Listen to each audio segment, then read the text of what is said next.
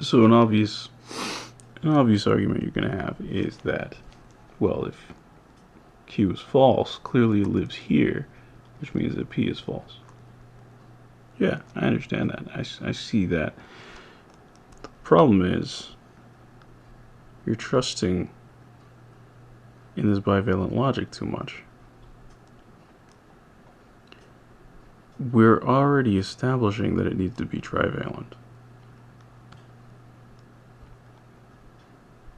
Okay. We've already established that it needs to be trivalent. When we press this further, once we've allowed trivalent logic, this true becomes weaker automatically, which means that false actually shows up in this place too. That's the problem. That's the real problem.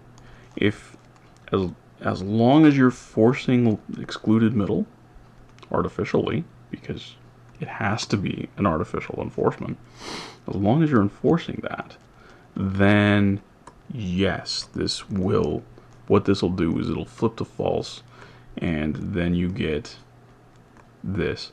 But now, with that flipped to false, denying the antecedent. Is that what it was called? What the fuck was it called?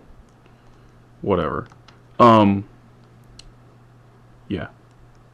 Now it shouldn't be a formal fallacy. So the fact that it is a formal fallacy demonstrates that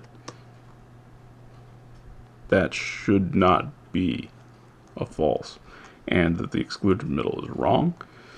And once we allow this, this becomes questionable too. So now false can actually live in both places. That's the real problem. The problem is so systemic that there's just no way to save this, right? Even with a multi-valued logic, you lose it, right? As soon as you introduce a trivalent logic, it falls the fuck apart. It just does. As you can see from the mouse thing. So, okay. Try considering this, right? So, if no young bean sprouts are being eaten, then there's no mice around. Okay, so say I have bean sprouts. Say I have young bean sprouts, okay? Just because none are eaten one night doesn't mean I can let my guard down the next night. Because the next night I might lose all of them. They might all get eaten that next night, okay? Because that's how the real world works. Modus tollens doesn't apply here. It doesn't work. And there's really no way to reasonably phrase it where it will. Which is the entire point. Modus tollens is supposed to work for any pair of propositions where one implies the other. And it doesn't.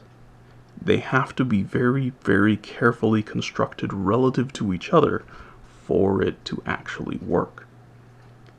You can do this is absolutely true, but you can't do it with any two random propositions where one implies the other. That's the problem. That's my point.